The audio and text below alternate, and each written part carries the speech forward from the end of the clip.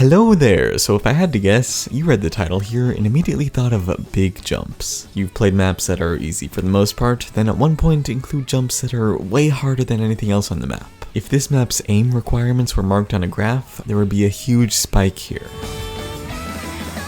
Another thing you might have thought, difficulty spikes suck. Nobody likes getting ripped from their full combos or failing a map just because it's unbalanced. While I can agree that difficulty spikes like this are annoying, there's another type of difficulty spike that I find much worse. Let's take this map for example. It's 3.85 stars and a bit under 5 minutes long, so you'd be right in assuming that there's no MLG difficulty spike jump section. When I played it, I thought it was a pretty average map, nothing special, but that was until the mapper decided to use a 1/4 jump. So what? Tons of great maps use 1/4 jumps, even if it is a gimmicky gameplay element. Why am I implying this map's bad because it does something that good maps do?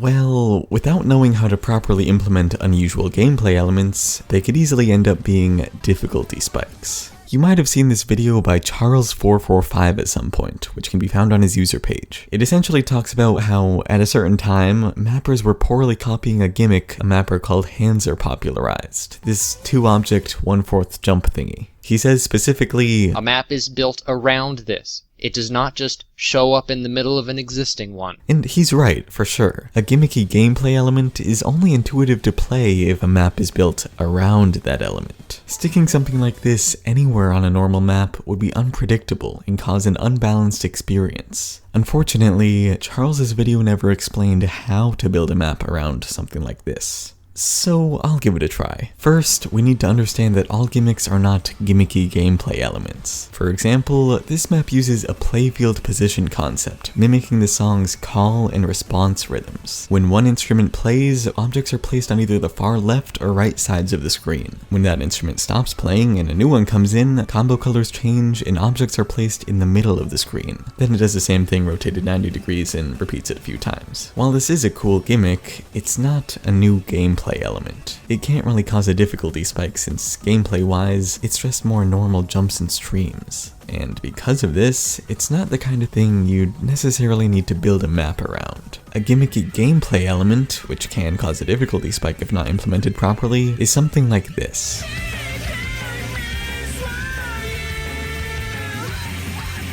Usually, different slider rhythms are represented by intuitive slider lengths. This is small, so you don't hold it very long. This is bigger, so you hold it longer. This is even bigger, so you hold it even longer. Congrats on passing kindergarten. In this map though, slider rhythms aren't represented by slider lengths. Instead, they're represented by slider shapes. 1/4 sliders are a sharp angle, 1/2 sliders are a curve, and anything longer is a straight line. It is different, yeah, but it's easy to manage once you understand it. There's a problem here though. I can't just throw this gimmick anywhere on a map and expect a player to accurately read it. Players will assume every slider is the same rhythm because that's how every other map works. Even after they realize slider velocity is kinda weird here, they might still not make the connection between slider shapes and rhythm because everything is so chaotic. In order to make this gimmicky gameplay element intuitive, it needs to be introduced in steps, allowing players to steadily understand and get comfortable with it. The first 10 seconds of this map are only full beat long sliders. Combo colors are blue and white, there are 1/2 beat gaps between each object, and new combos are used exclusively on white ticks. As it is with any map, players get familiar with these elements immediately, since that's the only way to play the map. However, after those 10 seconds are over, there's a red slider with a curve. It's something visually different from everything else so far in multiple ways, which prepares a player for something new. Also, because players are accustomed to new combos only placed on white ticks, they could unconsciously realize that this can't be a full beat long slider. If it were, the new combo would be on an unexpected red tick. Spacing-wise, gaps between objects before and after the red slider are visually the same, so players can intuitively guess that they're gaps of the same length. Given all of these hints, players should realize that this is a different rhythm, a 1/2 slider, even before they click it.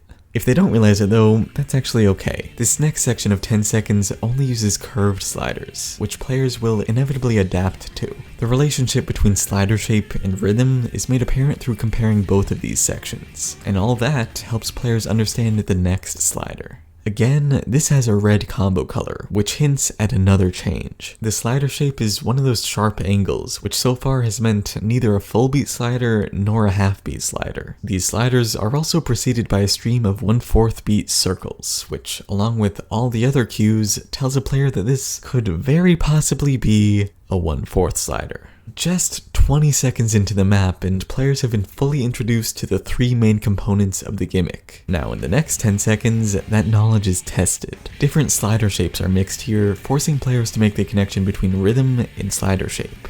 So, within the map's first 30 seconds, everything about the gimmick has been fully presented. Straight sliders, curved sliders, sharply angled sliders, and a mixture of all types together. From here onwards, the map explores different ways this gimmick can be used, without introducing any other new slider-related gimmicks. This is what it means for a map to be built around a gimmick, progressively introducing all aspects of a gameplay element early on, and repeating it enough for players to fully grasp it. Why at the beginning of the map? Because that's where players can restart without getting mad. But more importantly, that's when expectations for the rest of the map are established. A generic map with an unusual gameplay element introduced too late wouldn't be a well-designed map because it breaks expectations. And so, relative to the rest of the map, it would be a difficulty spike. That's exactly what the map I talked about earlier did wrong. It introduced its unusual gameplay element, 1/4 jumps, 4 minutes and 15 seconds into the map. It appeared to be a generic map, but at the end, it used a new gameplay element that broke all my expectations for its difficulty.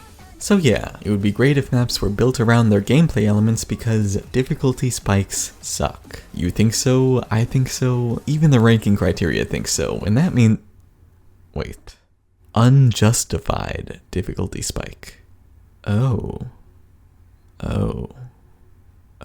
This is why you can still see tons of maps with difficulty spiking jumps. Maps are reflections of songs, and because songs aren't perfectly balanced, maps aren't perfectly balanced either. Songs have their highs and lows, meaning if a map's highs match a song's highs, it can in many cases be justified in its difficulty spikes. For example, this map has a huge difficulty spike right around here. A lot of people playing this fail the map because of this section. But if it were truly balanced, it wouldn't really reflect the song.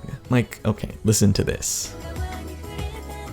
This is the song for the first 4 minutes. It's all calm, peaceful stuff. Then at this point, the song changes. It's completely different. Something I think most people could agree is worth a more intense experience.